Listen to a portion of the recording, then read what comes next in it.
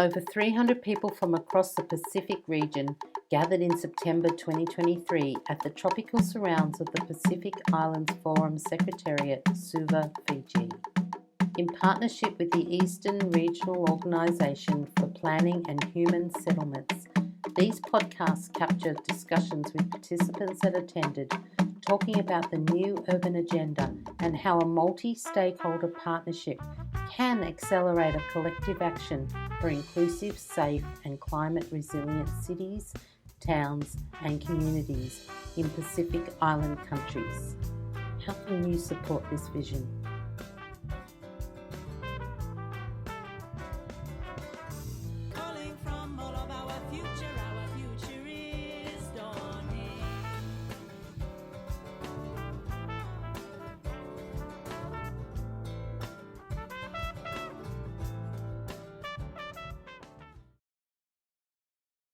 So my name is Losalini Nalawa. I am the Community Development Manager at Habitat for Humanity Fiji.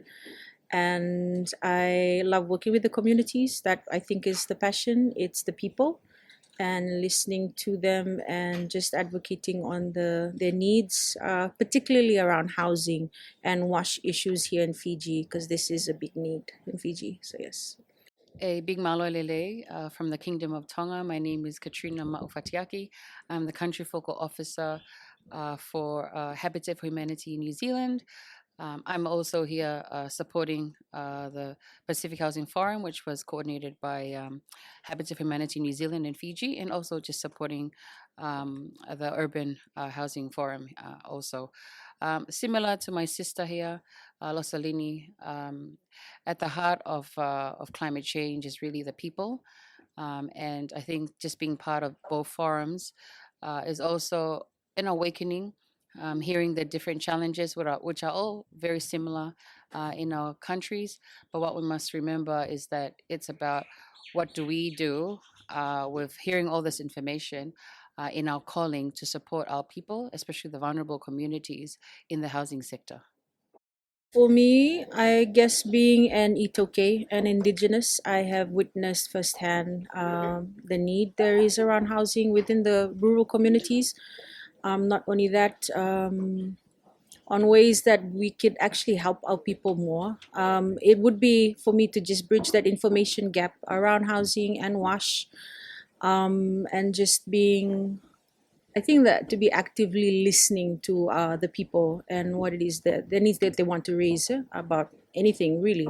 I think the opening or the is housing and wash, but then with it comes education, with it comes the health issues. So I just see as this is just a segue or an opening for us to be able to meet other needs, especially around domestic issues, because that's my work every day. People don't come to us just about housing or wash. They come to us to ask us about how they can help them with their children's education, or there's domestic disputes within their home, and how can we assist them. So it's just being that listening voice. Yeah. For me, my passion is it's really servanthood, serving the community. I have a strong background in human rights, and so when it comes to any issues such as like housing sector, I'm always questioning, accessibility. I'm always looking at who's engaged in the process of planning and designing of projects that need to be relevant to the community, because when it comes to human rights, it's putting a human face to projects. And also going back to them, like what my sister here from Fiji, Losalini, talked about, listening to them. I think that's so important because often we can have donors coming in and they have their own agenda, but we have to remind them that their approach may not be relevant to the needs on the ground. And so that's why we have, the key people on the ground to be able to advise them accordingly. But I think for me, in terms of servanthood, it's ensuring that their voices are part and parcel of every process, and that we're not leaving people behind. We often use that slogan a lot, but we do often leave a lot of vulnerable communities behind. And reality is that there isn't enough resources to bring everyone to the forefront so that everyone has access.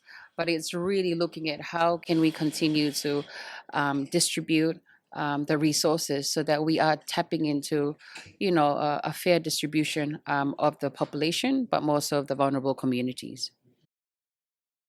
When we're talking about human rights, with human rights comes responsibility.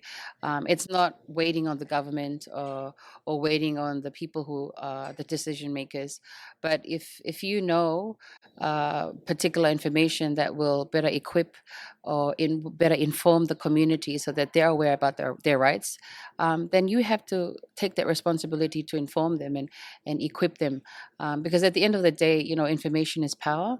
And often, we won't be able to solve all the issues that's happening at community level, but they're just really wanting a space to be able to be heard, and part of that is sitting in and continuing to listen to their stories, but you taking that responsibility to ensure that you're taking that and informing the donors or key stakeholders that should provide support in the housing sector, to inform them with their own interventions. So I think there are different ways that you can do it.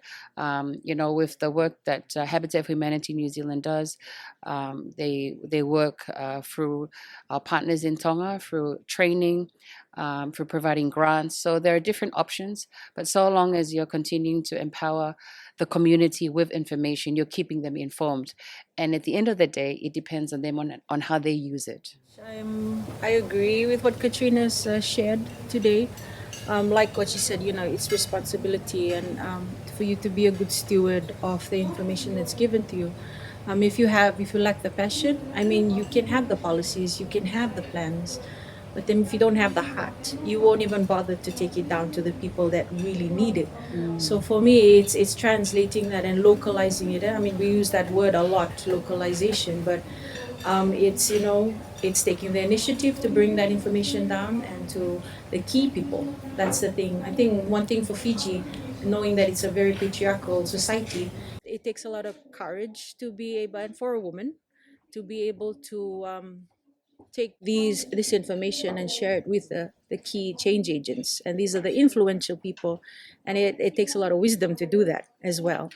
You can't take a Western approach. You have to really go through what is existing, and that's one thing that we notice in Fiji. You have to take the local way, the traditional way. Remember the customs, remember the people, and because they already have their ways, they already have their knowledge, and integrating it.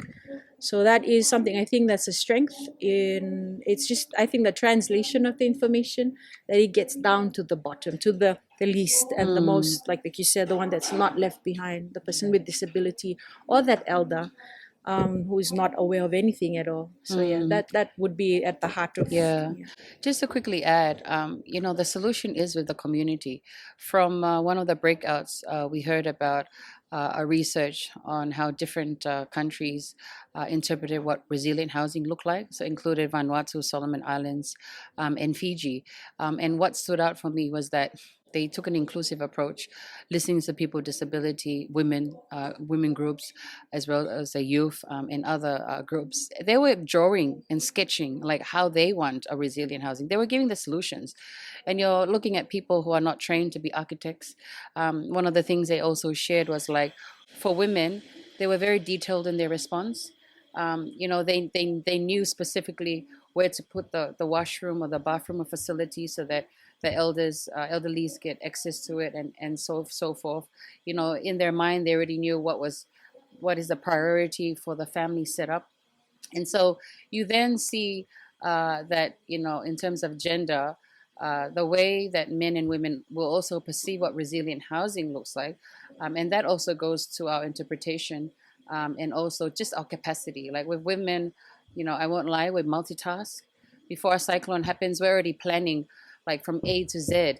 For men, they're a bit more focused. They'll be looking at maybe like the resources that's needed. But for us, we're already thinking about the shopping. We're thinking about mending and getting the nails up there on the roof and so forth. It's amazing, but it's just how we're built. The way we're built. That's right. And we heard that, and I think that's just very powerful, that the solutions are with the community.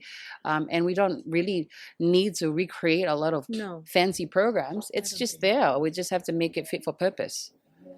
Just work with them. That's right. Don't create anything new. They already know. It's just maybe just strengthening the skills, just helping them to understand that you've already got it, That's right. empowering them, and then it'll be more sustainable. The approach will be more sustainable. Exactly.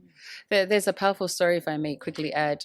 New Zealand had supported the Tongan government with technical vocational program in the secondary schools. And one of the last cyclones, there was stories of like the young girls. They were the first ones who were up on the roof. They were already like getting the nails, what they learned with carpentry skills. They were up on the roof, like fixing, doing all these minor repairments. They didn't have to wait for their uncles or the men. They knew what to do. So if you're giving them the toolbox, like this is the youth, imagine if you're doing that with like the community at large, and so that you're preventing that dependence sort of mentality. But people will know what to do when you're equipping them and giving them options. Yeah, for gender and human rights, the approach that you would take would be very similar. But I think what's important is that it's going back to the needs on the ground. Like I had mentioned before, these groups already know the solution. But you have to ensure that you bring those voices, and then you make it part and parcel of any design of a project, as well as implementation. You have to follow that through. So when you're talking about even human rights and gender, it's always looking at accessibility, that both women and men are having free, equal access to resources. You're also ensuring that all voices are part and parcel of the process, because often I feel that sometimes donors they target more of the ones that make a lot of noise, and I always say like they're more of the elite group because they are privileged and they have access to these platforms, but often we neglect the vulnerable communities who don't have access to that space. And so it's really going outside of that and exploring, what are the other voices that we need to hear so that you're making interventions relevant to the context. For me, I do a lot of trainings because I always think that you can never run out of trainings. And so sometimes a lot of people in the community, they just need a bit of spark. And so once you're actually training them, they're a bit more well informed so that they know what their options are. When they know their options, they also know their rights. So training and capacity building is a huge component that I do. In terms of the work I do for Habitat for Humanity New Zealand, a lot of it is coordination and monitoring. And so you're going back to the communities, you're constantly asking them, was the support, relevant to the needs? Is there anything else that you feel that's relevant that will support, the needs on the ground? So it's always going back to them. So this big project that we just completed with the Hunga Tonga Hunga Hapai volcanic eruption, we did a needs assessment. We also came back and then checked, do you think the houses now that we've built, is it fit for purpose? Is it disability friendly? Is there things that are missing? And they're also advising us as we're implementing the project. So I think for me, that's what I would do. Okay, I'll maybe come from a personal note. So I started in Habitat for Humanity Fiji as a volunteer, and I had the privilege of getting into a project that dealt with actually, we had to go through gender training, and I was not aware of the dynamics or even being brought up in a very patriarchal family, that there was already that differences and that power dynamics within the family. So for me, having that training personally, it changed the way I saw myself. So being a volunteer, I actually had to teach myself on speaking up. And I work as in a construction NGO, so that is another place where I saw as a challenge for me to be able to practice. So from a volunteer, I became a community development officer, and within that, I had to practice that. Firstly, internalize the learnings, and then practice it and take it out to the community. And I saw it was more effective that I understood and I could relate and I could preach or talk about the message more clearly because I had gone through the change. So that what like it had to happen with me first.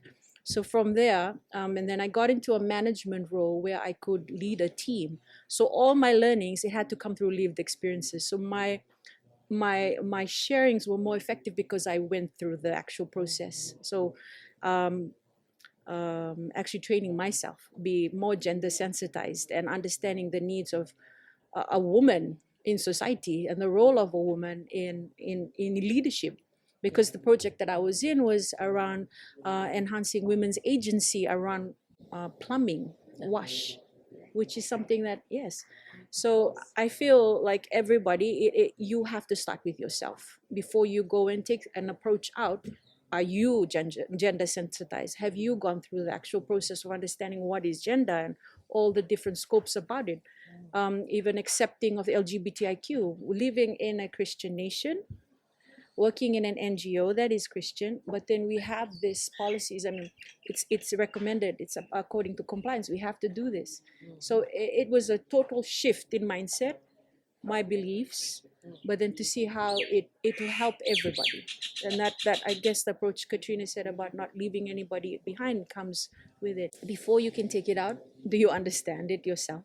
And if you want to share, like if government ministries, you have to work, do they even know what it means to have to be inclusive or social inclusive, in any of the approaches?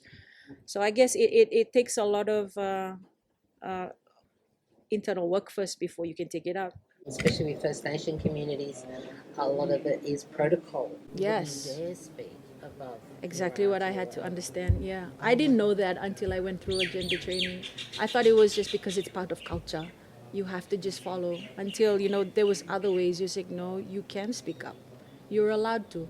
When I understood it, and when I took it out to the community, and my relationship with the community members becomes more real because I can say I've gone through what you've gone through, so this is the way we can do it together. So you can give them approaches that's lived, experiences that's more lived.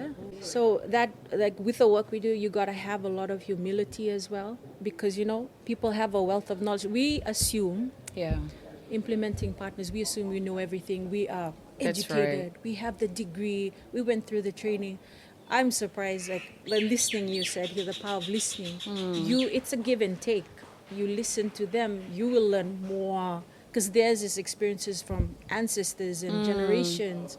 I mean, sometimes our little paper or degree does not come to the amount of stuff that they've been through. I mean, they sit through it, they are drilled on it in their communities, day in and day out. They are taught the traditional protocols, so they have a wealth of knowledge. So it's kind of like you say, it's a mindset. Take yourself down if you want to. If you want to change them, go to their level. Yeah. Go with them. You don't go and change from the other side like I'm gonna That's change right. you. No, we Yeah. hold hands. I have something that can help you.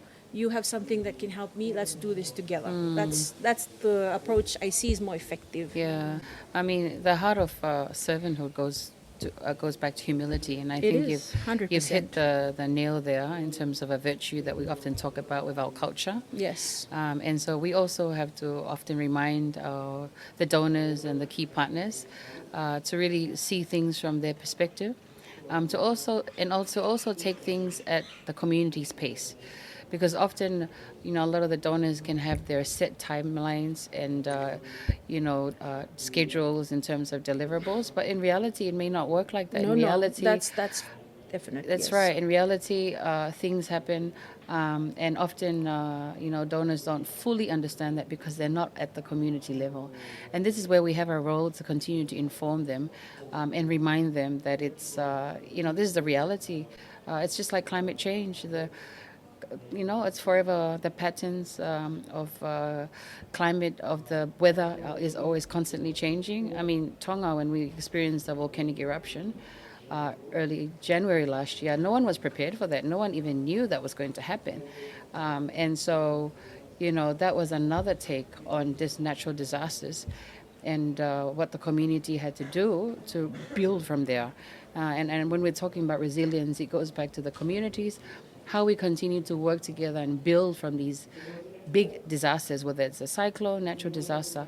But we always find a way before I feel the donors come in, or the other people when they come in to try and help. for habitat because we go according to the traditional protocols within the community. That's a process that we have to follow, and also we consider any types of ceremonial process that happens during the time of project implementation. If there's a death, if there's a wedding, we have to hold off. So that's communicated back to the donor, and that is justified and explained as well. Yeah, but it's really flexible. But then we try to let them know this is also it's kind of like a free gift. But if you want this for the betterment of your community, we have a schedule. So it's a communication thing, right? Yeah. I mean, for me, coming to this, I just identify the potential partners. I mean, mostly because we make changes like at the ground level. For me, like it's shown me in the way we can adapt our programming, where our reach is not just at community, because the changes really happen at the sector or the society level. So it's knowing who's who in the game that we in. I mean, who gets the job done, and it's working with them. I mean, it's a word it's really pushed around a lot, collaboration, partnership, but like it's gotta have to have more planning. I mean, we have to put the plans together on how we can work together with them. Having an open mind on it may change because, like you said, 4 years, there's technology changes, things changes, maybe a cycle will hit in between. Pandemic. Yes. I think for me, what this platform has done is that it's provided a space for us to be able to update each other. So almost doing a stock take of like who's doing what, an update of information sharing, and that's always important. Cross learning gives an opportunity to also take lessons learned from particular countries and translate that to our various countries. But I think going back, it's really continuing the work, but you're sort of better informed with certain approaches that we're hearing here. Like one of the things that I learned is this approach to resilient housing was taking sort of like this rights-based approach to understanding resilient housing, and that's something I'm quite interested about.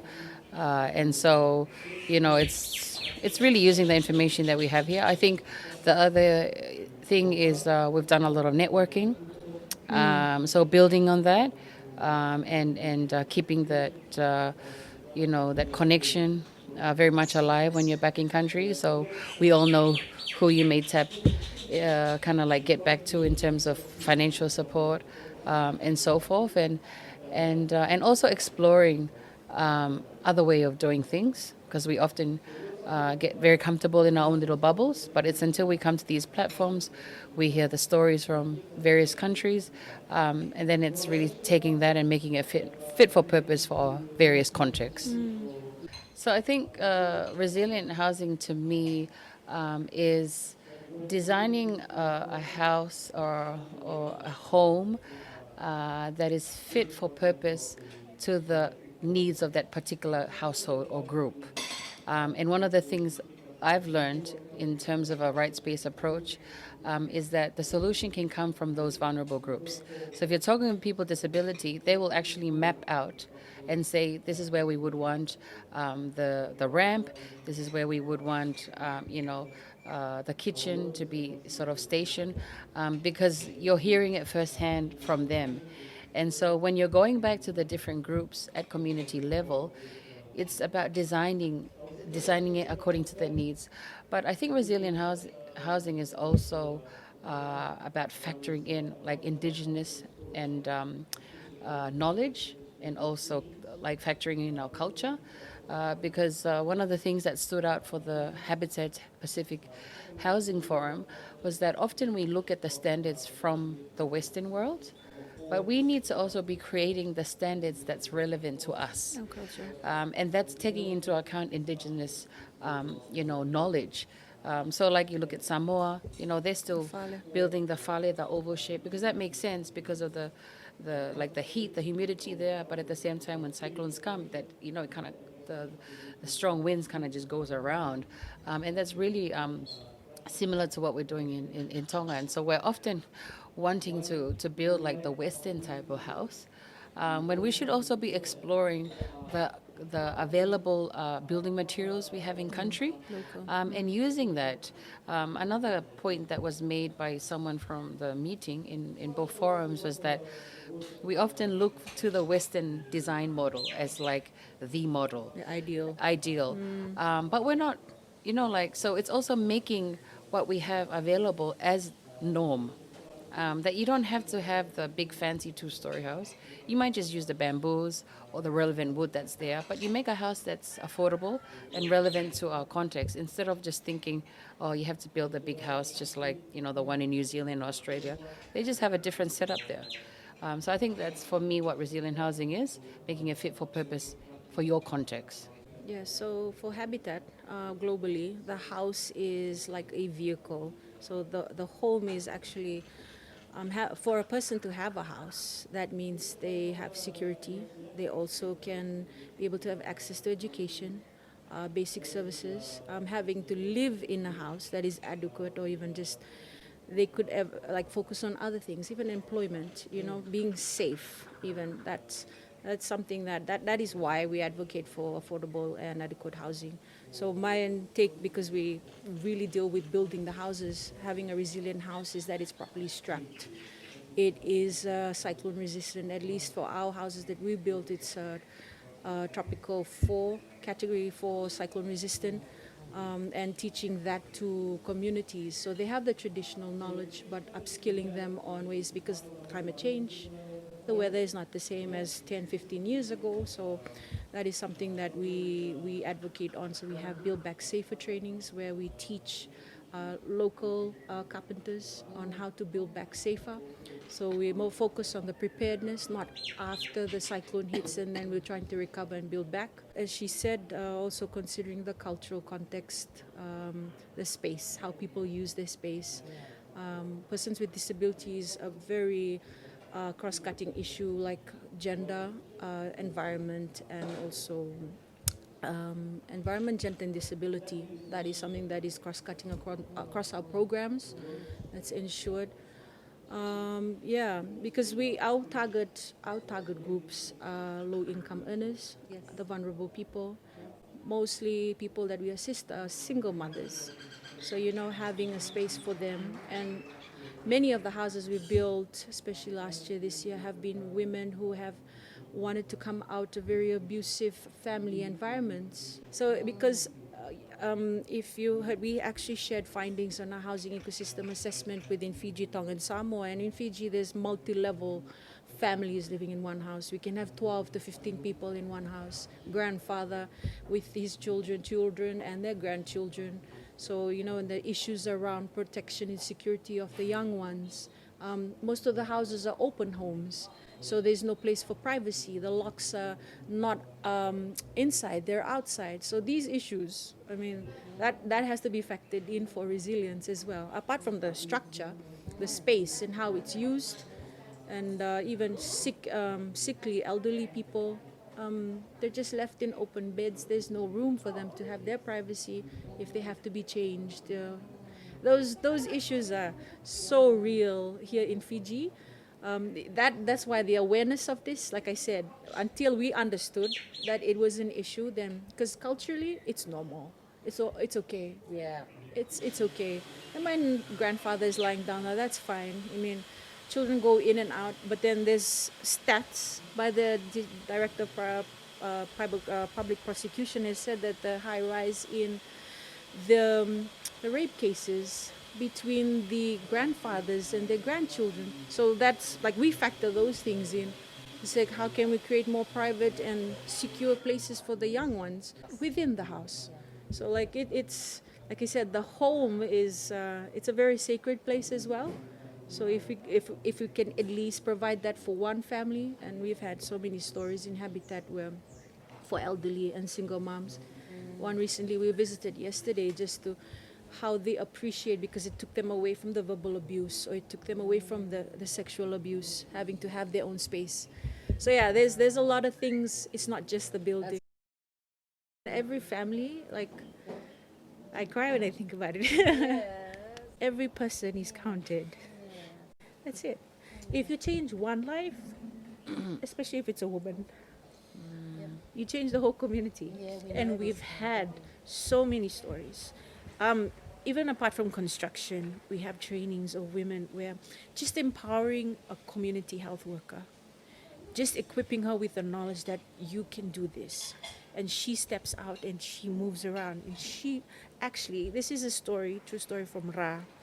She motivated the whole community to fix up their wash systems. Like it's a big, just changing one life has a ripple effect for generations. So one thing I see, like if we want to take away from here, like it's the forward planning. One thing in Habitat we're designing our theory of change is to see that these barriers, these challenges are there, but we have to plan forward. That there's a way that we can overcome these barriers, but it like it's an approach that the team has said, like at the community level, at the sector level and the society level. So we've got to be active in all levels, not just the community where we know these stories. We're on the ground, we do this work every day. But then how do we get these stories to the sectors? Like, see, we are doing this. But we need to work together because we don't have the voice in that level. So this is the forum. And again, it comes back to, like you asked, it's only those who have the passion who really drive it. If otherwise, That's it'll just be right. another meeting, another Yeah. forum. Yeah, I think for me, because I work closely with government and also other stakeholders, it goes back to responsibility again. It just it's continuing those discussions, those dialogue, because what happens is that often when government ministries are back to their own countries, they get bogged down with their own Yes. work and their key priorities. And for me, it's always ensuring that you touch base with them all the time. So now and then I do my regular visits. I keep them updated. I think this platform here has also strengthened the collaborations with Habitat and Ministry of Infrastructure because the CEO was here. So at the Pacific Housing Forum on Monday, the government of Tonga, represented by the CEO of Infrastructure, did a presentation to Habitat for Humanity Fiji and New Zealand as a token of appreciation for the support. And I've been talking to them since just being here on looking at other ways where we can support them. So it's continuing the conversation, following up through things, which is not always easy because everyone gets busy and fixed with all their own mandates. And so it just goes back to your drive, like what my sister Losalini had mentioned here. Passion will continue to keep you doing what you need to do. We just finished building 8 homes in Tonga. Just last week, we handed the last 3 keys to our beneficiaries. And like what Losalini was saying, it was very overwhelming. Once you go back and then you hand over keys to the families that really needed a house, like it just dawns on you like what your calling is. And I think if you see your work as a calling, then everything else kind of like comes at the end, because sometimes we get tired, we get frustrated, we won't lie. So this whole process since we started rebuilding from last year, it was not easy given Tonga's circumstance. We're still in recovery phase. Things only started to pick up last year, like July, August, and then we had a project that we needed to deliver within a few months. We didn't really actually follow through the timelines, but we got there at the end. The principal of our implementing partner was here, and because we've been so busy, it was just nice having a chat with him. They also have their challenges, but you're always reminded about what your calling is. That you have to make sure you have to follow through. We even built in the outer islands that had its challenges. We have to wait until the weather's good. This particular island we built, that was one of the islands where it was wiped out by the tsunami, and the boat can't go to the shore, so you have to anchor in the deep end, and there's a barge that transports the materials. I wasn't there, but when you listen to the students, because it was students who were actually doing the building, it was quite a lot of work. They were there for like six weeks. When they came back, I made sure I was there when they left, and I was there when they arrived. Like, they look like they aged, just being out there in the sun, exposed to all this, the different type of weather patterns. But there's also this sign of relief that they've done it. They helped. And so long as we continue to make that difference, despite the process, but always remembering the big picture that you'll get there at the end of the day.